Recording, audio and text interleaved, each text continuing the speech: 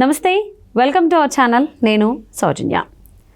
ఆంధ్రప్రదేశ్ ప్రజలందరూ కూడా టీడీపీ గారి మేనిఫెస్టో ఏంటి, అలాగే వైసీపీ వాళ్ళ మేనిఫెస్టో ఏంటి విన్నారు.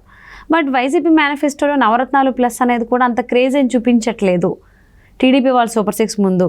సో మరి రాబోయేటువంటి రోజుల్లో మేనిఫెస్టో కూడా మార్చేటువంటి ఆలోచనలో ఉన్నారు వైసీపీ వాళ్ళని చెప్పి కథనాలు వస్తున్నాయి. మరి ఈ అంశానికి సంబంధించి మనతో మాట్లాడడానికి, వారి విశ్లేషణని మనతో పంచుకోవడానికి ఈరోజు మనతో పాటు ఉన్నారు సీనియర్ పొలిటికల్ అనలిస్ట్ అంకమ్మరావు గారు ఉన్నారు. వారితో మాట్లాడదాం. నమస్తే అండి. టీడీపీ మేనిఫెస్టో వల్ల, వాళ్ళు ఇచ్చినటువంటి హామీల వల్ల వైఎస్ఆర్సీపీ మేనిఫెస్టో మార్చుకోబోతోంది. నవరత్నాలు ప్లస్ అనేటువంటిది కూడా ఆంధ్రప్రదేశ్ ప్రజల్లో అంత క్రేజ్ని తీసుకురావట్లేదు అని అంటున్నారు. ఇది ఎంతవరకు వాస్తవం? మార్చేటువంటి అవకాశాలు ఉన్నాయని అనుకోవచ్చా? ఇది వాస్తవం.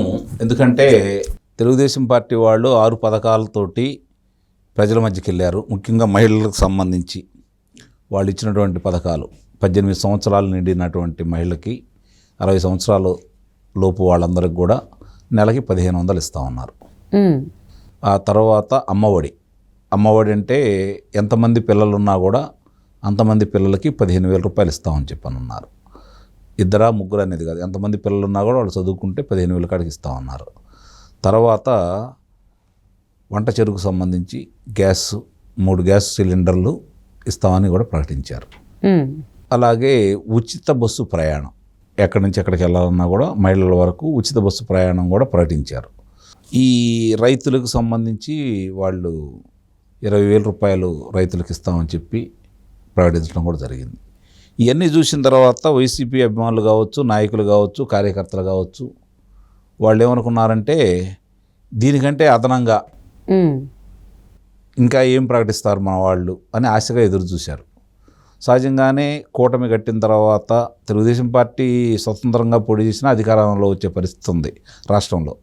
ఎందుకంటే అది వైఫల్యం, జగన్మోహన్ రెడ్డి గారి వైఫల్యం వల్ల వాళ్ళకంత ఆదరణ పెరిగిన మాట వాస్తవం. కూటమితో కట్టిన తర్వాత ఇక కనీసం కోలుకోలేని పరిస్థితిలో ఉంది వైఎస్ఆర్సీపీ పార్టీ. మరి వాళ్ళేమో 6 పథకాల ద్వారా ప్రజల దగ్గరికి బాగా చొచ్చుకుపోయారు. ప్రజలు మనాలు పొందుతున్నారు, వాళ్ళు కూడా నమ్ముతున్నారు.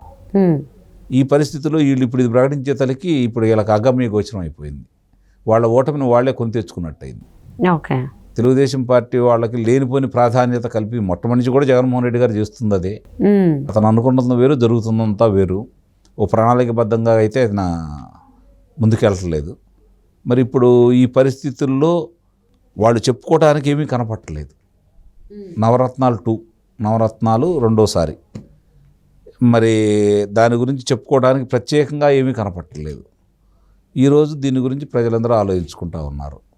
ఇప్పుడు వీళ్ళు వెళ్తే నిన్నటిక దాకా ఇబ్బందిగా ఉన్న పరిస్థితుల్లో వీళ్ళు వెళ్ళిన తర్వాత ఏం సమాధానాలు చెబుతారో, అవసరాలు అడిగితే అనేది ఇప్పుడు కూడా అర్థం కాని పరిస్థితి. మరి ఈ పరిస్థితుల్లో వాళ్ళు శ్రేణులు కావచ్చు, నాయకులు కావచ్చు, బాగా దిగులు పడిపోయారు. మనమే చేతులారా తెలుగుదేశం పార్టీని గెలిపిస్తున్నాము, ఇది మన నాయకుడు తప్పనే నిర్ణయానికి మాత్రం వాళ్ళు వచ్చారు. ఈ పరిస్థితుల్లో మళ్ళీ ఏమైనా ప్రకటిస్తారంటే నమ్మే పరిస్థితి ఉండాలి కదా. ఒకసారి ప్రకటించారు, ఎన్నికలు సమీపిస్తున్నాయి, ఇంకెన్ని రోజులు ఉన్నాయి? ఆ రోజుకి ఈ రోజుకి తీసేస్తే మధ్యలో 14 రోజులు కనపడుతున్నాయి, అంతే కదా.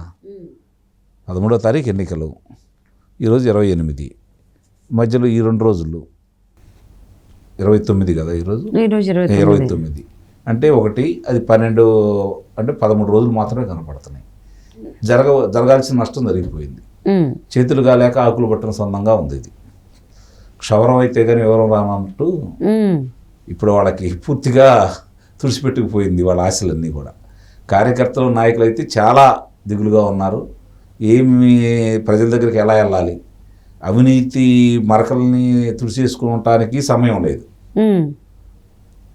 నాయకుల యొక్క అవినీతి గురించి వాళ్ళు ప్రజలు ప్రశ్నిస్తుంటే సమాధానాలు లేవు, ఇంకా కనపడతానే ఉన్నాయి.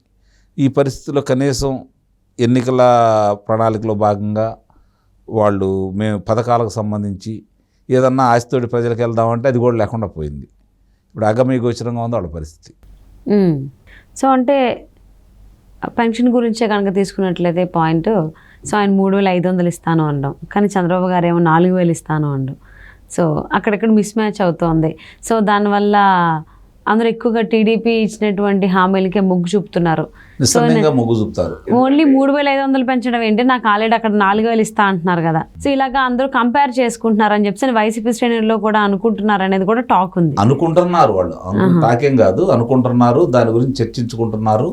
ఎందుకంటే 200 దాన్ని 1,000 రూపాయలు చేసింది చంద్రబాబు నాయుడు గారు ఏకమొత్తంలో. 1,000 రూపాయలు 2,000 చేసింది చంద్రబాబు నాయుడు గారు. అంటే ఆయన పెంచడానికి ఇలా మేనమేషాలు లెక్క పెట్టలేదు, ఇస్తానంటే ఇచ్చేశారు. 2014 ఎన్నికల ముందు 1,000 రూపాయలు చేస్తున్నారు, 1,000 రూపాయలు చేసేశారు, ఏకమొత్తంలో ఒకేసారి పెంచేశారు. ఇప్పుడు ఆయన ఇంకో మాట కూడా అంటున్నాడు, ఏప్రిల్, మే, జూన్ ఈ 3 నెలలకు సంబంధించి మీ అధికారంలోకి వచ్చిన తర్వాత 7,000 రూపాయలు ఇస్తానంటున్నాడు. అవును, అంటే ఆయన ప్రకటించిన కానించి 1,000 రూపాయలు అదనంగా ఇస్తానంటున్నాడు. మే, జూన్, జూలై మొత్తం అంటే తీసుకోవద్దని కూడా. ఏప్రిల్, మే, జూన్ ఇప్పుడు 4,000 ప్రకటించారు కదా, అవును, వీళ్ళు 3,000 ఇస్తున్నారు కదా. అదనమైన 1,000 రూపాయలు ఆ నెల జూలైలో ఇచ్చే 4,000 కలిపి 7,000 రూపాయలు ఇస్తానని చెప్పని చంద్రబాబు నాయుడు గారు వివరంగా చెబుతున్నాడు. వాళ్ళు ఎందుకు వదులుకుంటారు దీన్ని? నువ్వు ఎప్పుడో 2028, 2029 జనవరిలో సంవత్సరానికి 500 కాడికి, అంటే ఈ ముందు 3 సంవత్సరాలు వదిలేసి చివరి 2 సంవత్సరాల్లో 250 రూపాయల కాడికి 500 రూపాయలు పెంచుతారని చెప్పి నువ్వు ప్రకటిస్తున్నావు. వీళ్ళు లెక్కేసుకుంటా ఉంటే ఈ 4 సంవత్సరాలకు ముందే అధికారంలోకి వచ్చిన కాడి నుంచి అదనంగా ఈ 3 నెలలు కూడా కల్పిస్తానంటే అది నమ్ముతారా, ఇది నమ్ముతారా? అందట్టు ఎవరు బయటకు వచ్చి ఈ ఎండాకాలంలో బాగాలేదు కాబట్టి ఉష్ణోగ్రతలు ఎక్కువ ఉండడం వల్ల మీరు బయటకు వచ్చి పడిగాపులు కాసి ఎవరు రమ్మంటే కూడా వచ్చి అలా తీసుకోకండి, మీరు ఇంట్లోనే ఉండండి. ఒకవేళ తీసుకోకపోతే నేను అధికారంలోకి వచ్చిన తర్వాత ఈ మే, జూన్ అలాగే జూలైది మొత్తం 3 నెలలు కలిపి కూడా ఇస్తానన్నట్టుగా కూడా ఆయన ప్రెస్ మీట్ చెప్పినట్టుగా కూడా ఉంది. అంటే వీళ్ళు ఇప్పుడు కేంద్ర ఎన్నికల సంఘానికి సిఎస్ గారు మామూలుగా చాలామందికి ఒక ప్రశ్న ఉత్పన్నం అవుతుంది. కేంద్ర ఎన్నికల సంఘం ఆదేశిస్తే ఇక్కడ ఉన్నటువంటి ప్రభుత్వం పనిచేయాలా, అంటే అధికారులు, ప్రభుత్వం ఆపధర్మ ప్రభుత్వం కాబట్టి అధికారులు పనిచేయాలా, లేకపోతే ఇక్కడ ఉన్నటువంటి అధికారి ప్రధాన కార్యదర్శి, రాష్ట్ర ప్రధాన కార్యదర్శి ఆయన చెప్పింది కేంద్ర ఎన్నికల సంఘం అమలు చేస్తుందా? ఈ ధర్మ సందేహం వచ్చింది. ఇంతవరకు ఎప్పుడైనా సరే ఎన్నికల సందర్భంగా ఏమొచ్చేదంటే ఎన్నికల సంఘం వాళ్ళు, కేంద్ర ఎన్నికల సంఘం కావచ్చు, రాష్ట్ర ఎన్నికల సంఘం కావచ్చు, ప్రధాన కార్యదర్శిని ఆదేశిస్తే రెండో మాట మాట్లాడకుండా దాన్ని అమలు చేసేవాళ్ళు. సాధ్యాసాధ్యాల గురించి వాళ్ళకి మళ్ళీ వీళ్ళు చెబుతున్నారు అంటే చాలామంది అది ఆశ్చర్యంగా ఉంది, ఆలోచించుకుంటున్నారు. ఇప్పుడు జరుగుతున్న పరిణామాలు చూసుకుంటా ఉంటే కేంద్ర ఎన్నికల సంఘం చెప్పింది వీళ్ళు చేయరు, వీళ్ళు చెప్పింది కేంద్ర ఎన్నికల సంఘం చేస్తుంది, ఇది కొంచెం ఆలోచించుకోవాల్సిన విషయం అని చెప్పిన నిర్ణయానికి ఈరోజు ప్రజలు వచ్చారు. జరుగుతున్న పరిణామాలు కూడా చూసుకుంటే అట్లానే ఉంది. ఏం జరిగినా కూడా, ఎలా జరుగుతున్నా కూడా ప్రజలైతే ఒక స్థిర నిశ్చయంతో వచ్చారు. తనకు వచ్చే ధనాన్ని బాగొట్టుకోరు, అలాగే వచ్చే ప్రశాంతతని కోల్పోరు, రాష్ట్రానికి జరగబోయే మేలుని వాళ్ళు ముందుగా ఆలోచించుకుంటున్నారు. 2014 నుంచి 2019 వరకు తెలుగుదేశం ప్రభుత్వం ఏం చేసింది, ఏ పథకాలు అమలు చేసింది, ఈ ప్రభుత్వం వచ్చిన తర్వాత ఏం చేసింది, ప్రచారానికి తప్ప పథకాలను ఎందుకు అమలు చేయట్లేదనే నిర్ణయానికి ప్రజలందరూ వచ్చారు. కాబట్టి వాళ్ళు ఒక నిర్ణయానికి వచ్చారు కాబట్టి ఇప్పుడు ఈ శ్రేణులు భయపడతా ఉన్నాయి.